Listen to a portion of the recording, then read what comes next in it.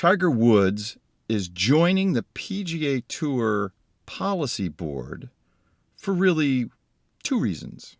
Take over the PGA Tour and kill the deal with PIF. Why would he want to do this? He is moving on in his career. He can't play golf anymore. He can't win majors anymore, most likely. And what's the next contest that's worth playing? What's the next game worth playing, dominating, and winning? Where can I do that fist pump once again? I could take over the PGA Tour.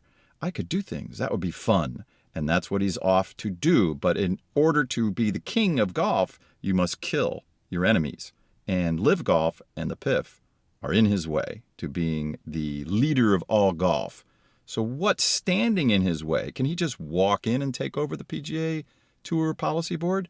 I don't think so. Darkstar, what is standing in Tiger's way to prevent him from succeeding in this effort? Well, obviously two names come to mind, Ed Herlihy and obviously Al-Rumayyan. You got the PIF, and you have some really sharp attorneys who maybe are not ready to give up their toy yet. So this is an uphill battle, but I think he's got some. We're going to disagree in the show audience a little bit later, but those are the two big obstacles that I see. And I look forward to that. Yeah. And my phraseology when you texted me initially, he was brought in to torpedo the deal. A lot of players don't like him, but a lot of players would follow him to the end of the earth. So fire away. They would. Well, go ahead. Give me 20 seconds of background. Where'd this all come from? Tiger's joining the policy board. That was news this week. Where'd that come from? And we'll discuss so superficially what we think where it came from. So superficially, 40 players plus Tiger send a letter over to Jay. They want Tiger on the board. Now, how does this really come about?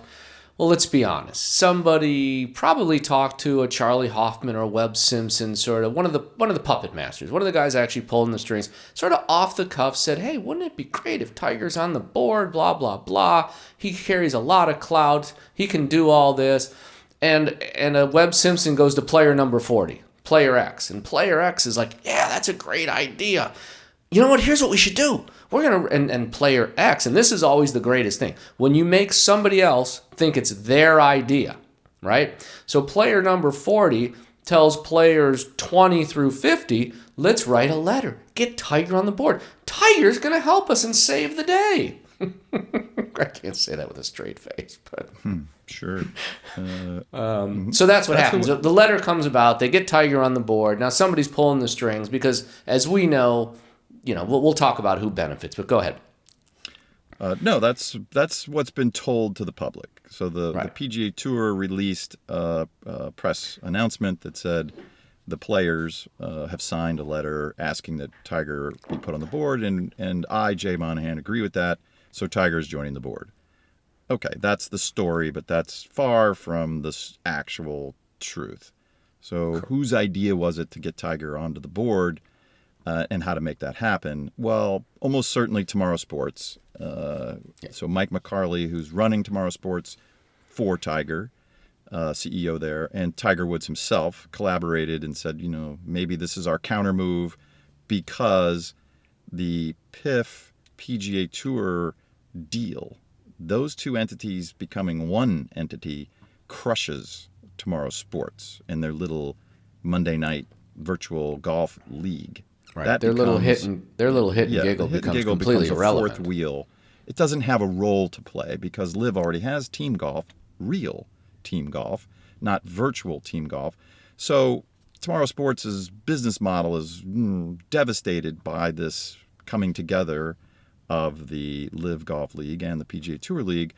It would still exist. They could still go about it, but it takes a lot of the sexiness out of it because it was intended to be a team element for the PGA Tour to compete against Live's team element, not to be under one umbrella. So all the fun's out of that. Yeah. So Tiger's the real thinking purpose and Mike of McCarley's tomorrow, thinking, we got to kill that if we could, because that helps us. Now, if we kill that, and also Tiger becomes the CEO of the PGA Tour, in effect, if not in title, then that's good for everybody. And then that conversation's probably been going on for a while between Mike and Tiger. And this counter move to get him on the board was then planted with player X, who knows, to get it moving. Maybe with Jay himself. We don't need to go into that right this second, but and it's moving. It's moving, and now it's been released, and now presumably Tiger's going to join that policy board as one of the player representatives. There are already 5 there. And then there's the independent directors who really run the show. Ed Hurley being chairman, Jimmy Dunn being another spot, and then 2 others. Randolph Stevenson quit. The former CEO of AT&T dropped off the board because he was appalled by the Saudi money, theoretically anyway, and that's what he said. And here we are. So back to the obstacles, what's going to stop Tiger from succeeding in his attempt to take over?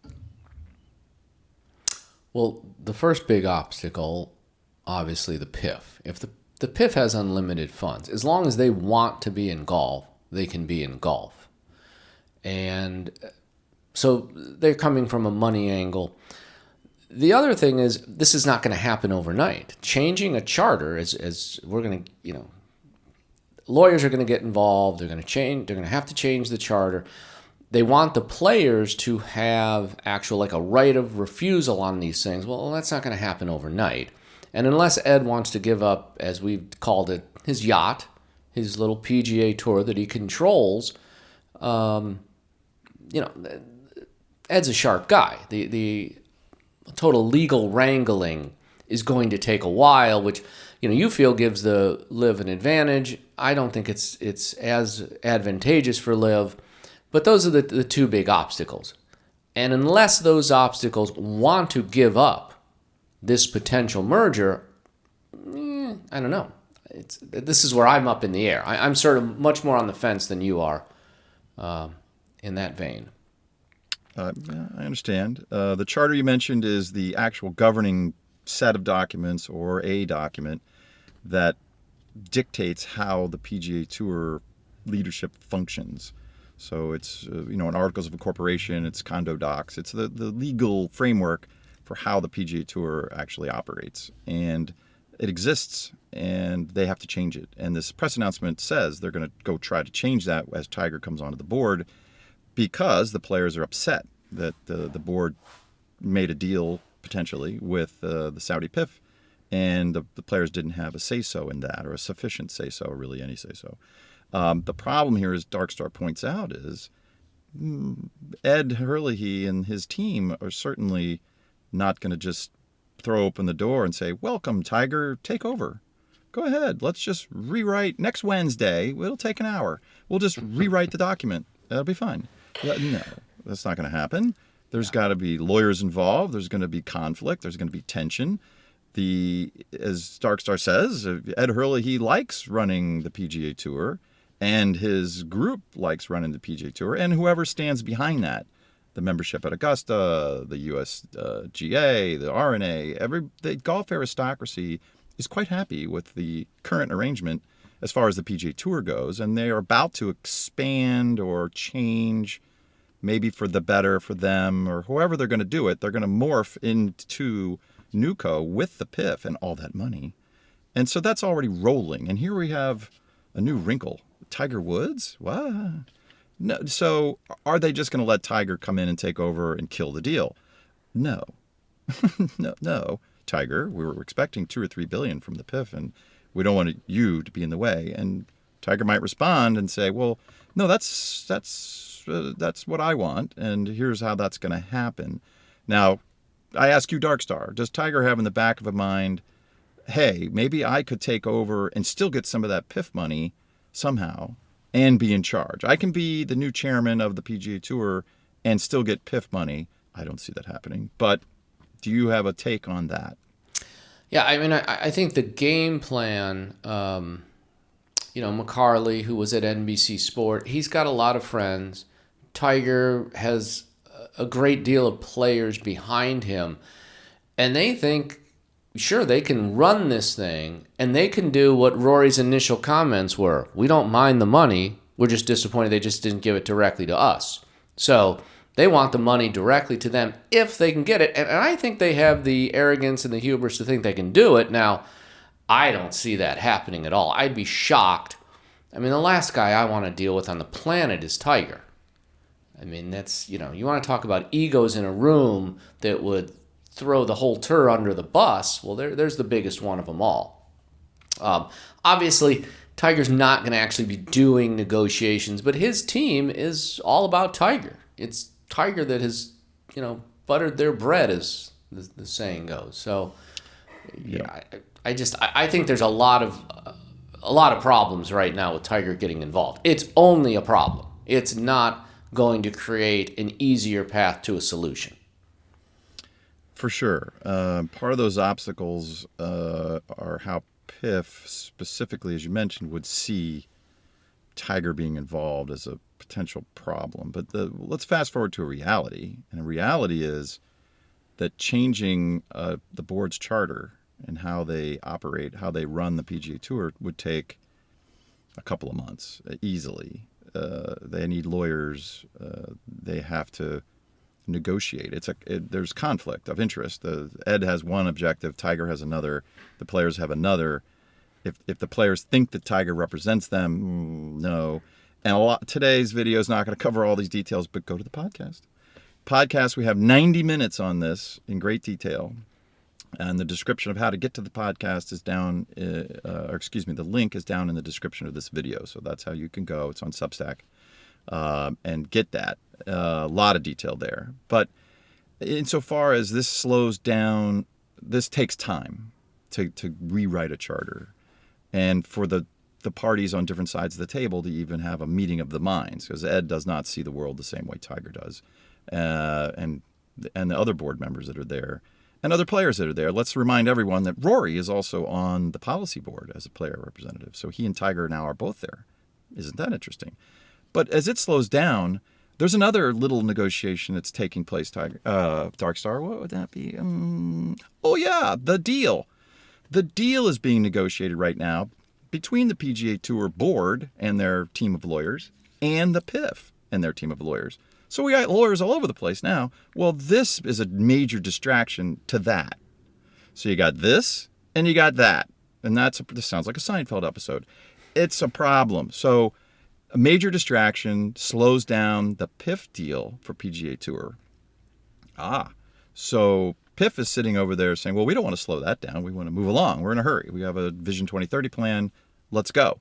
And now Ed has to talk to Yasser and say, well, I got to deal with Woods. I mean, he's coming on the board. There's pushback from the players, and I have to neutralize that before we can really get moving. So it is an obstacle to that deal, and I think that's where Darkstar is coming from. An obstacle to the point of maybe killing it. Now, we've already said Tiger's objective is to kill it. Why? Simple. There's only room enough for one leader in Tiger's mind, and that's Tiger. So no matter where he goes, he wants to be the alpha guy in the room. And he does not see himself being subservient to Ed Hurley and Yasser Al-Rumayyan in any kind of golf aristocracy. So that's why he wants the deal dead. And he has Tomorrow Sports that is his vehicle to do so. How will it turn out? Let's move to possible outcomes, Darkstar. What are the possible outcomes? And then we can debate which one you think is most likely. Well, obviously the first possible outcome that I think of is there is no deal between the PIF and the PGA Tour. And the PGA Tour thinks they can go on the way they are. Tiger thinks he's going to add Tomorrow Sport. They're going to bring in a new fan base. Remember the initial, Monahan, we're going to bring in hundreds and millions of new fans with this whatever. And as you've mentioned, as we talk about in detail on the podcast, no, the PGA still has the same problems. A dying demographic, no money to be made. But these are the kind of guys, Tiger especially, who thinks he can just make things happen. He's going to forget about the problems.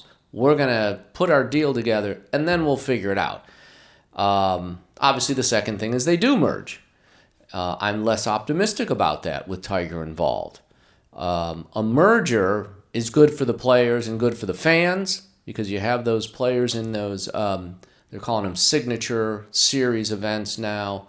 You're going to have all the players in the majors. I think there's enough players that are angry at the live guys that they don't care if they're in the majors or not. And that's where the guys like Rahm are really torn. So obviously there's a deal, there's no deal, to simplify things. Yeah, I'll put it in a little different terms. Of course, that's true. It's a binary situation, we think. But I'll put it in these terms. Either Tiger wins or Ed and the PIF win. Because I see Ed and the PIF as allies in this.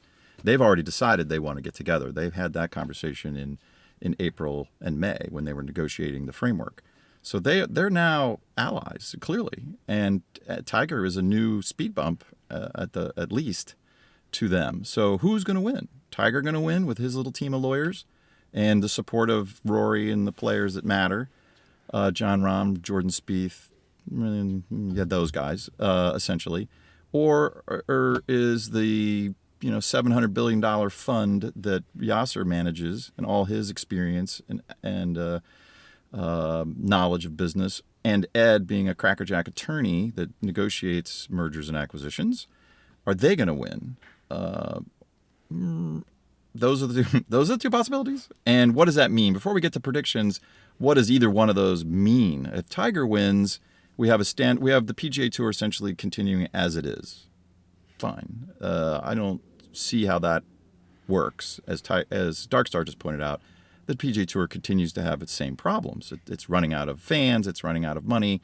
Why? Because the audience is getting older, and sponsors know this. Honda already dropped out. They're not trying to sell Hondas to people in their 60s and 70s as much as they're trying to sell Hondas to people in their 20s and get that first car buyer. It's little stuff like that means the world to sponsors, especially if they're going to be asked to throw $20 million at a tournament instead of 10.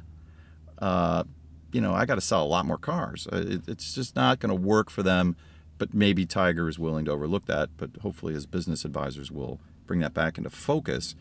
So that doesn't work in my mind. The other possibility is that Ed and the PIF win, as we said, and what do they need to do in order to pull that off? Well, now with Tiger on the board, I believe they need to buy him off. That's the simplest and most straightforward way to do this. So Ed and Yasser are already discussing it. And how do we get rid of Woods? Well, we don't get rid of him because he's got the players and there's reasons not to do that or can't do that very quickly. Let's buy him off. What does that look like? Well, when the combined entity, when the joint venture happens, which I'm going to predict will happen, we'll get to that in a second, the PGA Tour will just be a subsidiary of NewCo. Tiger could run that, and Ed would be fine with that, and I think Yasser Al-Rumayyan would be fine with that because they would still run the combined entity through NewCo's board. NewCo is going to be chaired by Yasser Al-Rumayyan with Yasser's money, which makes sense. And Ed's on that board, as well as the other key members of the PGA Tour's board now, Jimmy Dunn especially. So it's the same golf aristocracy running NewCo. PGA Tour becomes a subsidiary of NewCo. Tiger Woods runs that. Fine. And LIV is doing its thing with Greg Norman running that. Okay, that's the immediate future that I see. I will move on and predict that in a second. But what happens to Jay Monahan? We already have said Jay's toast. Jay's out. He's just holding the desk down. He's holding down the fort until his removal becomes convenient or useful or both for Ed Hurley. And we have shows on that. Go watch those. That hasn't changed. So the only thing that this new Tiger Woods edition changes is now we know who the potential new leader of the PGA Tour is in a NewCo world. So those are the two outcomes. PGA Tour continues on its own, or NewCo goes forward and it becomes a subsidiary of NewCo with the same golf aristocracy running the show. We can move on to predictions, but Darkstar, do you see it any way different, or are you on board with all of that? No, I definitely see it differently. I think Tiger's, as I said, he's brought in to torpedo the deal. He's got those are different outcomes. We've said that's possible, right? Well, but what I see is, as we have not actually talked about yet on the video that we talked about in depth, I think a Tiger Woods PGA Tour, a Tomorrow Sports backed by private equity. Obviously, the Rain Group has been involved for the last year. The world's awash in money. So I still think there's enough money out there to get behind a PGA Tour Tomorrow Sport. Now, it's not what I want. To be perfectly frank with you, it's not what I want. But as I said, I went to a recent event. I talked with a caddy who said absolutely 100% they do not get together. So I think there's a significant possibility that they do not get together and that Tiger runs something and they get other monies. And, they really are there's still such a great number of players that just want to torpedo the LIV, that have drunk the Kool-Aid of the dirty Saudi money, and they're going to use the clean rain money. I can't say that. Sorry, I got to chuckle when I say that. However, so I see it differently right now, especially when you talk about time frame, because, I could see if the PIF wants to continue with golf, because they could do a lot of great things. They could try to create a schism amongst the majors. We've talked about them adding the Australian Open as a major. They would become the tour for the rest of the world. The only problem that I see with LIV is the OWGR, which you think can become irrelevant. I still think it's a pretty big deal in the short term. So, those are a lot of things we can go into. We go into a lot better detail in the podcast. But I see it a little differently, just because of the egos involved as well. Yeah. I know you have a different prediction, and so we'll just say that is your prediction. So put a dot on it. Your prediction then is? My prediction is there is no merger between PIF and the PGA Tour. And I'd like to see LIV go on as a separate tour and hopefully garner more players, because I actually like the format. Well, what's your prediction? That's not what are you hoping for? What are you predicting? I'm predicting there's no merger. Certainly no merger. Let me go to no merger by the December 31st deadline. That would shock me. I would, I don't know. I'd eat chicken right here on stage, messy and all. Maybe even pasta. Gotcha. I'm not sure what that means, but okay. As opposed to eating crow, I actually will not eat crow. But that's... Oh, I gotcha. So you're predicting that Tiger wins, essentially, and kills the deal. Okay. Yeah. And that's where we were on the podcast. Check that out. There is a lot more detail. We just don't have time here on YouTube to get into young guys like Tiger, McCarley.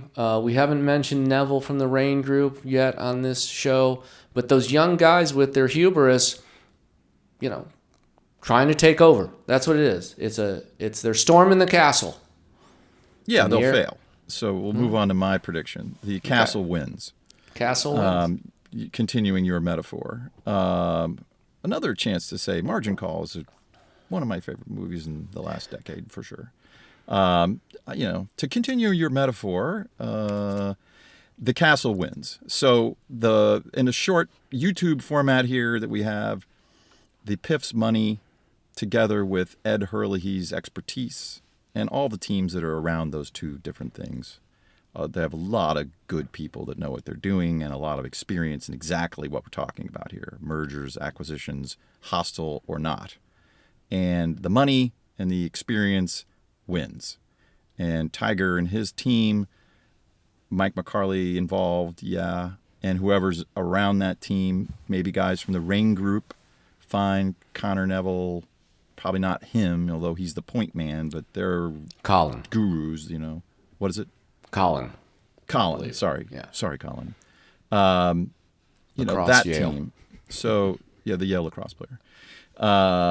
So, fine. The experience and the money's going to win, and it'll be a bit of a fight, I think, to get there, but I do not see the timeline slowing down. I see this more as a bump in the road that needs to be addressed, and that Ed and Yasser and their teams are working on it already, and they'll find a way to address it, probably, as I said, by buying Tiger off, making him a promise, because he's the only one that really matters at the moment. If they want to do this more quickly, I have not explored and I will not hear, but what happens if they want to just get rid of Tiger altogether? They could do that. And the only downside to doing that is, do the players revolt? And what would a player revolt even look like? Well, they're not all going to quit playing golf. That's their living.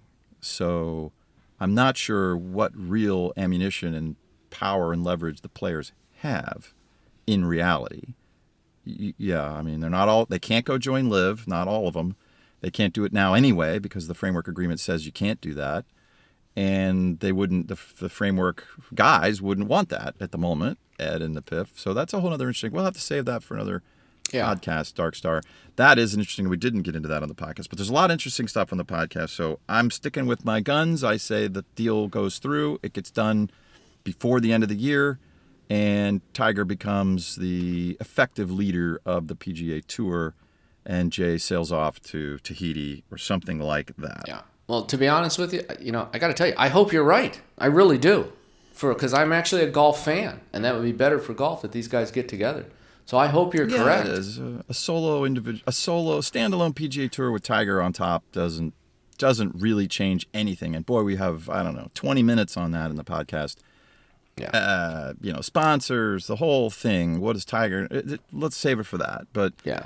And we'll stick with that for right now. What else do I want to say?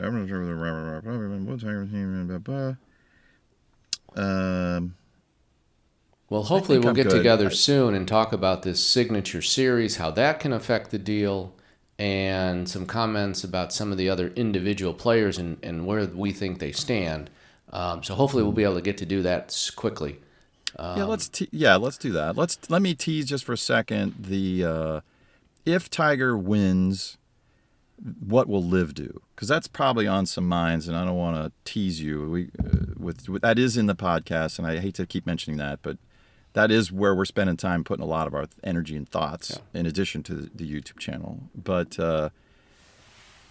how would LIV react to a Tiger victory? Well, LIV that deal would be dead. Therefore, the prohibition against recruiting new players over from PGA Tour is gone at that point. So they would take another 2 or 3 top players. Don't know which 2 or 3 that would be. It would not be Jon Rahm. But 2 or 3 other top players, and keep doing what they're doing. Keep recruiting the younger guys around the world, the college guys that are coming out, and just keep getting stronger, which would force the hand of the OWGR. Details not for today. And they would elevate the Australian Open to a major. They wouldn't call it a major, but they would put $25 million there, make it look like a LIV-style purse, at least. So it's not a big deal for the PIF to do that. $25 million purse makes it huge, and it's open, which makes it not a LIV event. And that puts a lot of pressure on the Open Championship, particularly.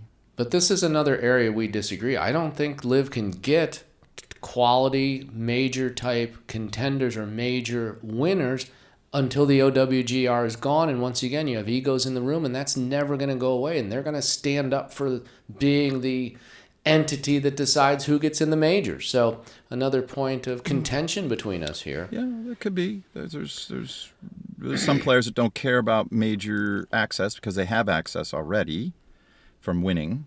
There's some of those. And there's also a legal angle there where if the collusion continues between the PGA Tour and the OWGR to keep out a competitor, keep them out effectively, because that's what denying them ranking points would do, then you have a pretty straightforward linear legal case to stop that from happening. I agree, but legal cases can take years, and LIV needs one. I mean, I love watching LIV, but they need 1 or 2 more players right now. Yeah, there's also the Jon Rahm. Let's call it the Jon Rahm angle. Jon Rahm doesn't want to go play at the Open Championship or the U.S. Open if all the best players aren't there. If all the best players aren't there, what's the point? I agree. And we made that analogy. It's like when the guy won the US Open. He won't be the only one that says that. Jordan Spieth might say that too. Yeah. Well, we then agree. You look stupid if you're Rory McIlroy. You're like, well, I don't care about playing against the best in the world. Oh, really? Cam Smith's not there? Well, he would be there, but because he's a major winner. But it's just the whole. Yeah, it's not that simple. Yeah, I agree. A lot to be worked out, but they have a short time frame. It's going to be a challenge. Yes, agreed. Okay. Any final predictions or final thoughts? No, I'm really looking for it. It actually adds some excitement to the off season because golf season ended after the Open Championship, and it's just summer here in the United States. I'm just starting to play some golf. So, Yeah, right. Yeah, here we are, August 4th or 5th. and I could care less about the PGA Tour until next February or March. Yeah, yeah. Amen to that. Well, there's a Yeah. reason NUCO needs to happen. So, Yeah. okay, All right. I think I'm good. I will say we've mentioned the podcast a bunch of times. Do go there, check it out, see the description for the link. And until very soon, hopefully, we'll have lots to follow up on. B Team is out. Yep. Dr. Darkstar's out. If you're a fan of the show, be sure to subscribe to our new audio podcast, Unfiltered and Off Script. That is where you will get all of our show prep material, wide-ranging conversation on how we come up with these topics, what we choose to zero in on that makes it to the video and the YouTube format, as well as topics that'll never get to YouTube. And there are a lot of those that we like to talk about that'll never make it to YouTube. So look in the description below for the link over to Substack. That's where you can subscribe to the podcast. And thank you again for being a fan.